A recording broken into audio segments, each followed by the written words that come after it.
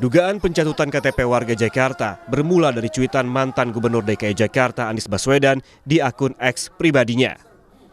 Anies mengunggah tangkapan layar dari laman kpu.go.id yang memperlihatkan data dua anaknya dicatut pasangan Dharma dan Kun.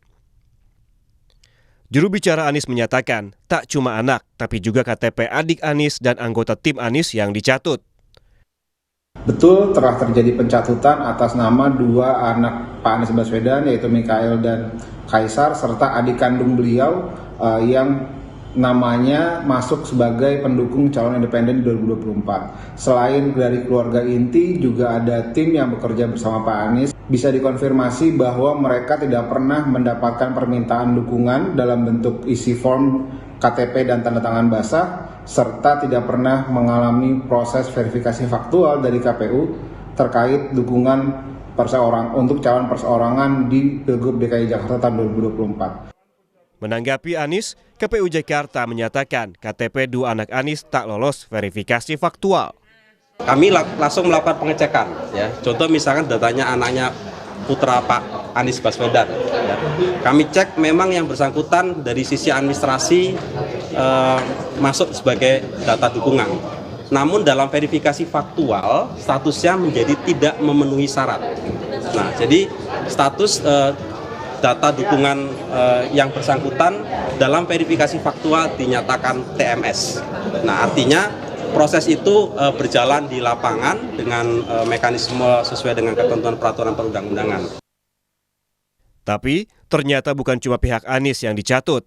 Mantan pegawai Komisi Pemberantasan Korupsi alias KPK, Aulia Postiera, juga dicatut KTP-nya.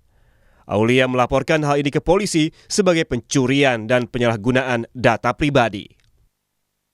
Ternyata nama saya juga nik saya, data pribadi saya itu juga digunakan sebagai salah seorang pendukung bakal calon gubernur DKI Jakarta, yaitu pasangan Dharma Pongrekun dan Kun Wardana Abdaya.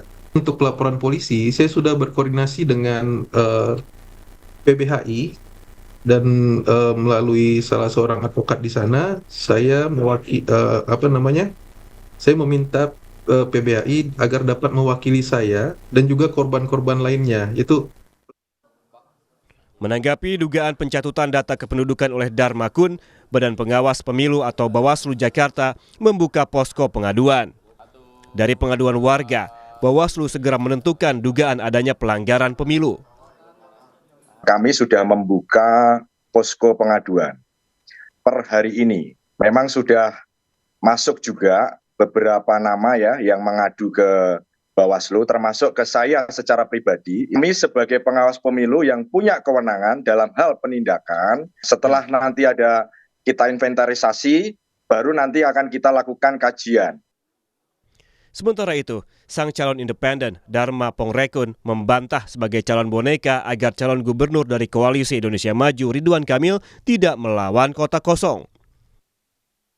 Kami bukanlah by design, kami bukanlah settingan, tidak. Kalau kami pun tidak pernah tahu apa yang akan terjadi di depan.